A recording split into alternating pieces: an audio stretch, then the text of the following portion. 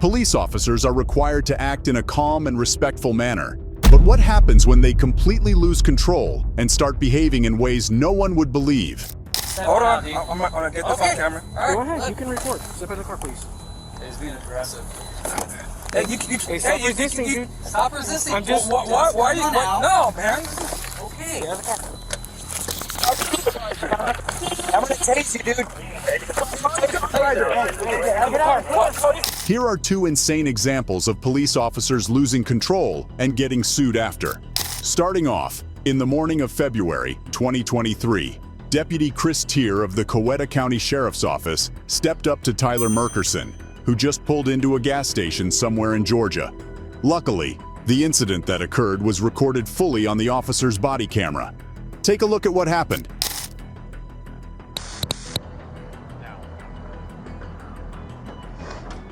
You got your insurance card, you don't have a seatbelt on. So how about this? Let's restart.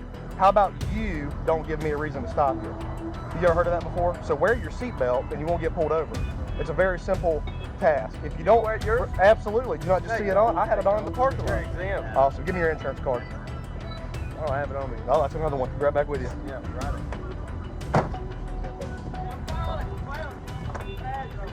184 Deputy Tier. I just said it. Can you hear me? Deputy Tier. It'll be on your ticket. Hold on one second. Deputy Tier gave Mr. Merkerson a seatbelt violation ticket at a gas station, even though Georgia law only requires seatbelt use for front seat occupants on public roads. Mr. Merkerson had unbuckled his seatbelt while on the gas station property, which is typically not a violation, but it might be seen differently if he had done it while still on a public road. Back up so I can see it.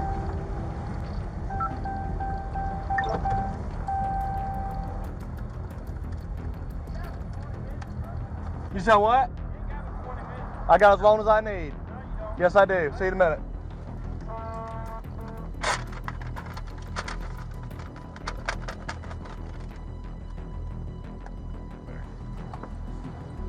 Hey, stay in the truck. Stay in the truck and shut the door. If I have to ask you again, you're going to jail.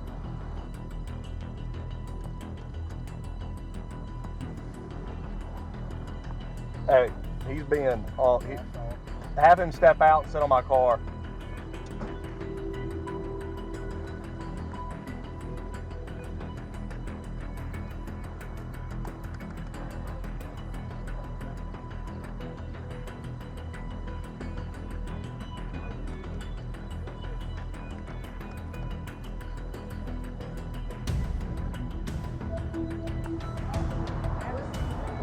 Hey, 95, I'm done with this. 95. You ain't listening since I pulled you over.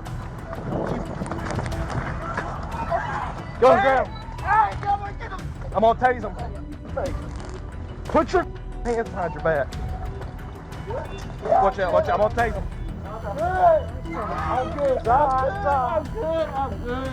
I'm good. Real smart. Good. I wanted you to get a knife off of me so you wouldn't. No, because you don't listen. That's the problem, because you don't listen. Right, Turn around. you with me, man. Turn around. And I was trying to get it off of me. Gonna give you one ticket and a warning for the other, but you can't follow I directions. was trying to get you to get a knife off of me. No, that's not how it works. What I tell you? I don't want y'all to shoot me. Did I pull my gun or anything Bro, on you? y'all just beat my. Once you got something. Jesus. Y'all just beat my. Bro. Deputy Radford Brooks arrived as backup and questioned Mr. Merkerson about any weapons, unaware that Mr. Merkerson had a knife in his pocket. Initially, Mr. Merkerson followed Deputy Brooks' directive to sit on the bumper of Deputy Tier's vehicle. However, he stepped forward to retrieve his pocket knife, leading Deputy Tier to instruct Deputy Brooks to arrest him. The officers employed physical force and a taser during Mr. Merkerson's arrest, even though Deputy Tier's statement didn't explicitly convey that Mr. Merkerson was under arrest. Despite conflicting accounts and claims of excessive force, the court determined that the level of force used was too minor to be considered unlawful. Over me trying to get you to get a knife out of my pocket. You beat my. Stop. Come on. Talk to me like a man, bro. Talk to me like a man. Y'all the biggest gang you got with the county. Y'all the biggest gang, bro. Sit down. Sit down. Why y'all gotta be a gang? Why y'all gotta be thugs, Yeah, bro? can't you listen? Why y'all gotta be Why thugs? can't you listen? I asked you to get a Why knife, brother. Hey, is that your boyfriend? No, that is my husband. Your husband has really bad listening problems. Yeah, that's because you. So you he's won't gonna stop catch messing with him. That's okay. what's his? I don't even know the guy. His name's Tyler, but So, you've done this to him several different well, times in the first. here's the deal. If he'd stop giving me a reason to stop him, he wouldn't get pulled over. I don't even recognize him. Okay, well. I stop hundreds of cars a That's year. okay, but so. did you give him a seatbelt ticket? I was working on it, but he Yeah, won't but listen. you got it. Yeah, but now he's gonna catch you on charge. Yeah, okay. So I'll let you call me when he's bonded out. Hey, you got a license, man? You got it on you? We were going to work. I just need to see if Yeah, I know. Is he going to jail? Yo, yeah, absolutely. After fighting with him. I won't drive the truck. We all live together. I done told him. He gonna Yeah, if he would just shut up and I think you take that home. You got it? No, not right now. Absolutely not. No, just sit in your car. Am I free to go? No, yeah, you're free to go. Get out of here. Hey, you want me to drive the Don't truck? talk. You don't have to talk to me that way. Why do y'all have to be thugs, bro? I just told her to leave. You need an ambulance at all? You heard it all? Yeah, y'all heard Where me. do you need to check? You need an ambulance? He just choked out of Do me, you bro. need an ambulance? If you need to be Why checked y'all out. have to be like this, bro? I was gonna give you a ticket, get you on the way. You the one that ain't listening. Dude, you Listen, understand how many cops I know? listen. This is Do for you court. understand how many cops I know? Talk to me like a man. Oh, wait a minute. Hold on. Let me finish this. She's trying to hug him. I'm like, I'm not doing after he just fought with us. Ripped hole through my pants. I fought with you. Y'all slammed me to the ground. 2 grown men jumped on me and I fought with you. That was completely preventable. And I'll be honest with you, if he would have been polite and tried to work with me, I would have helped him out. But You're not listening. You got a lawsuit coming. The other I don't officer even has know. been after me. never met If you him. don't get me out of this car, apparently, I'm filing a I'm lawsuit, after brother. him. Well, I told him, I said, if you wear your seatbelt, you don't get pulled over. I mean, but I guess The window tint's wrong too. it's a hard concept. But all right, well, I'm gonna take him to jail. You okay? Oh, okay. Well, the thing is, you violated 161024, which is obstruction in the state of Georgia. 2 times, actually. Well, you're about to learn today, because you did. Okay. When I get disqualified, I'm Mr. Merkerson found himself charged with 3 misdemeanor obstruction counts, stemming from his refusal to sit on the patrol car's hood and his resistance to arrest by Deputy Brooks and Deputy Tier, following Deputy Brooks's assertion that he had violated Georgia's obstruction statute multiple times during the encounter. What? What are you talking about? All right, bro, just be quiet, man. Listen, since you're so hurt, I need you to be quiet, relax. I don't want you to work yourself up, okay? I only slammed him down. He got right back up. Now, I recognize her. I never recognized I recognize her. Hey, don't leave that. Oh, I'm not going to leave it out. Medic said the dude's good, but he said that he wants to go to the hospital because his right leg hurts, or right knee, because he's had a surgery in the past. Following his examination at Piedmont Hospital and medical clearance, Mr. Merkerson was brought to the Coweta County Sheriff's Office for booking. During this process, allegations arose that Deputy Tier had deactivated his body camera and issued a warning to Mr. Merkerson, threatening felony charges if he contested the case in court. Initially, Mr. Merkerson was charged with a single count of obstruction and a seatbelt violation, but after obtaining legal representation, he was confronted with 2 additional obstruction charges.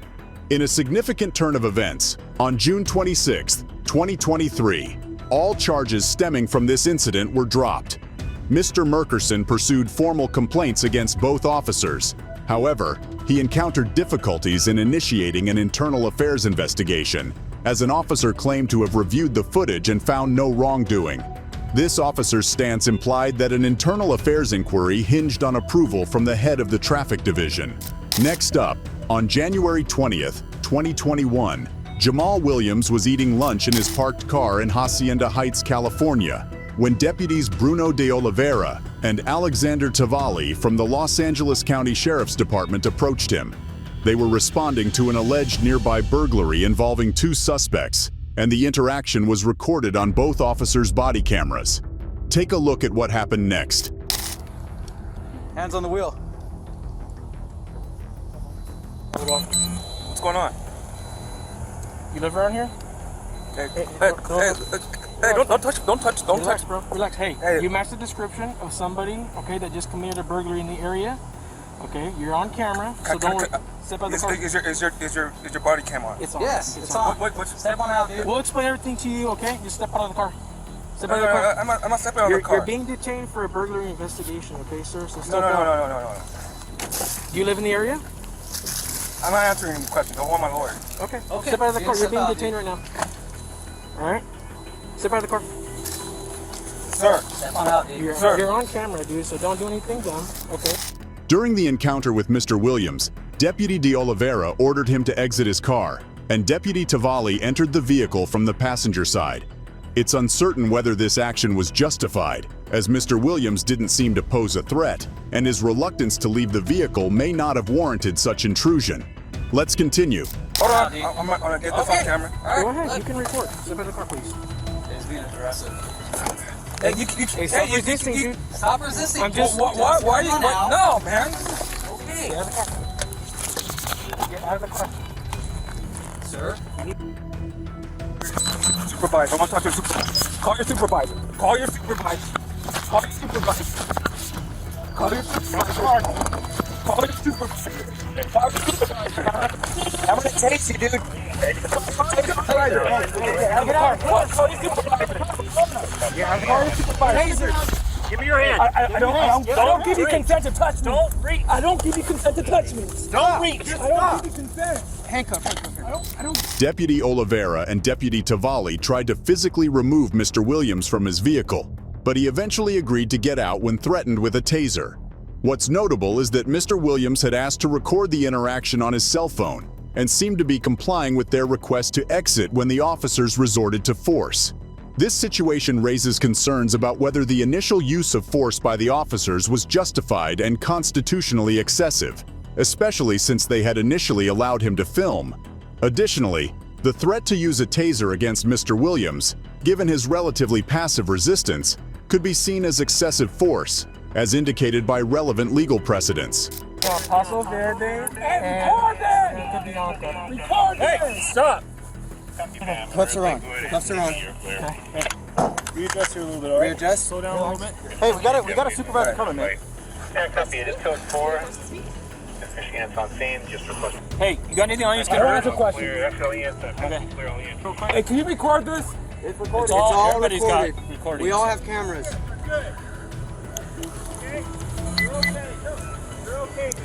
Hey, on you. These guys are ridiculous. Yeah, we are. I don't answer questions.